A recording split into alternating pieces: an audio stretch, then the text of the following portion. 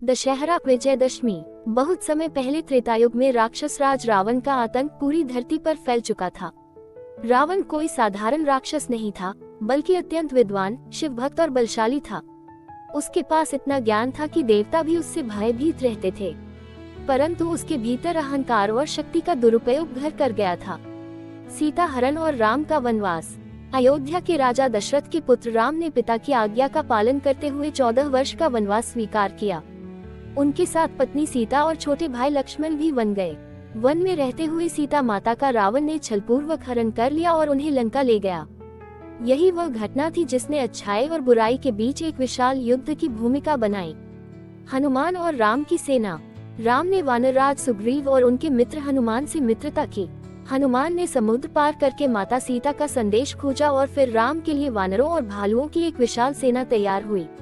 समुद्र पर सेतुबंध राम सेतु बनाकर पूरी सेना लंका पहुंची। लंका का महायुद्ध। लंका में भीषण युद्ध हुआ। रावण के पुत्र मेघनाद, इंद्रजीत, भाई कुंभकर्ण और असंख्य राक्षसों का वध हुआ। अंततः स्वयं रावण रणभूमि में आया। राम और रावण का युद्ध कई दिनों तक चला। दोनों अत्यंत पराक्रमी थे, परंतु राम सत्य और धर्म के पक्षधर थे, जबकि रावण अधर्म और अहंकार में डूबा हुआ था। विजय की घड़ी। अंततः विजयादशमी के दिन श्री राम ने रावण का वध किया। रावण धरती पर गिर पड़ा और उसके साथ अधर्म, अहंकार और अन्याय का भी अंत हुआ। लंका के लोग भी आनंदित हुए, क्योंकि वे रावण के डर में जी रहे थे। राम ने सीता माता को मुक्त किया और धर्म की स्थापना की। दशहरा का महत्व। सत्य की जीत। ये दिन सिखाता है कि चाहे बुराई कितनी भी शक्तिशाली क्यों न हो, सत्य और धर्म की ही अंततः विजय होती है। अहंकार का अंत। रावण विद्वान था, शिव भक्त था, परंतु अहंकार ने उसका सर्वनाश कर दिया। आदर्श परिवार और मर्यादा। राम का त्याग, लक्ष्मण की सेवा, हनुमान की भक्ति और सीता की पवित्रता हम सबके लिए आदर्श हैं। आज का उत्सव। आज भी दशहरे पर रावण, मेघनाद और कुंभकर्ण के पुतले बनाए जाते हैं। लोगों के सामने इन्हें जलाया जाता है, ताकि यह स्मरण रहे कि बुराई चाहे कितनी भी ऊंची क्यों न हो, अंततः राख हो जाती है। बच्चे धनुष बाण लेकर राम का रूप धरते हैं, मेले लगते हैं और रामलीला का आयोजन होता है। कहानी का संदेश। दशहरा हमें ये याद दिलाता है कि जीवन में चाहे कितनी भी कठिनाइयां आएं, यदि हम सत्य, ईमानदारी और धैर्य का पालन करें तो अंत में हमें ही विजय मिलेगी। जैसे अंधकार के बाद प्रकाश आता है, वैसे ही अन्याय के बाद न्याय की जीत होती है। झड़ता वृक्ष। वनवास का समय। वन में जब सीता का हरण हो गया तो राम टूट गए। राम ने रोते हुए कहा, लक्ष्मण, मैं तो सब कुछ सह सकता हूँ, पर सीता के बिना ये जीवन अधूरा है। लक्ष्मण ने आंसू पोंछते हुए कहा, भैया चिंता मत कीजिए, हम माता सीता को अवश्य वापस लाएंगे। बंदर हनुमान की भक्ति।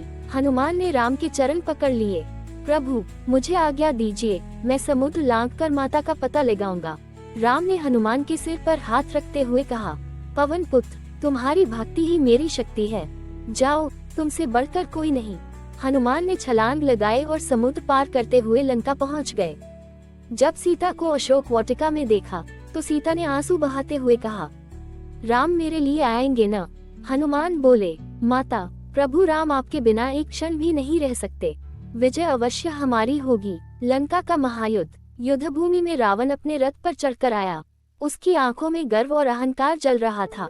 रावण गरजा, राम, तू मुझे हराने आया है?